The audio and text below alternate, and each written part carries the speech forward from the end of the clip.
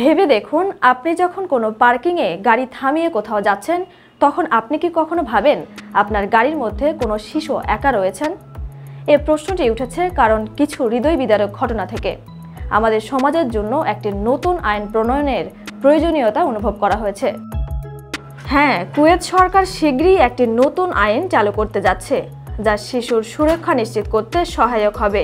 একটি পার্ক করা গাড়িতে 10 বছরের কম বয়সী শিশুকে একা রেখে গেলেই তার অভিভাবক বা গাড়ির মালিকের হতে হবে শাস্তি, এবং তা হতে পারে সর্বোচ্চ 6 মাসের কারাবাস বা 500 দিনার জরিমানা।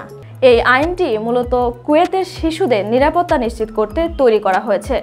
4 ফেব্রুয়ারি কুয়েতের সেনা কর্মকর্তা এবং ইউনাইটেড গালফ ট্রাফিক উইক 2025 কমিটির প্রধান মোহাম্মদ আল সোভান জানিয়েছেন, যদি 10 বছরের নিচে কোনো শিশু পার্কিংয়ে একা থাকে, তবে গাড়ির চালক বা মালিককে আইনের আওতায় আনা হবে। আরও এক গভীর উদ্বেগের বিষয় হলো, এর আগে এমন ঘটনা ঘটে যেখানে শিশুরা গাড়িতে একা থাকতে থাকতে প্রাণ হারিয়েছে। একেবারে কাঁদানো ঘটনা। কিছু শিশু গাড়িতে একা থাকার কারণে অসহনীয় তাপমাত্রায় মারা গেছে। এই ধরনের ঘটনা থেকে শিক্ষা নিয়ে কুয়েত সরকার এই আইন প্রণয়ন করেছে। এই আইনটি বাস্তবায়ন করার জন্য কুয়েত সরকার একটি নতুন অ্যাপ সাহেল চালু করেছে, যার মাধ্যমে আইনের লঙ্ঘনকারীদের শাস্তি সম্পর্কে অবহিত করা হবে।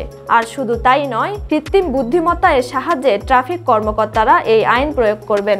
এটি শুধু কুয়েতের জন্য নয়, বরং আমাদেরও এই বিষয়ে সচেতন হওয়ার সময় এসেছে। আমরা যেন কখনোই ভুলে না যাই যে শিশুদের নিরাপত্তা আমাদের সবার দায়িত্ব। তাই ভবিষ্যতে যেন এমন হৃদয় বিদারক ঘটনা আর না ঘটে, সেজন্য আমাদের সতর্ক থাকতে হবে।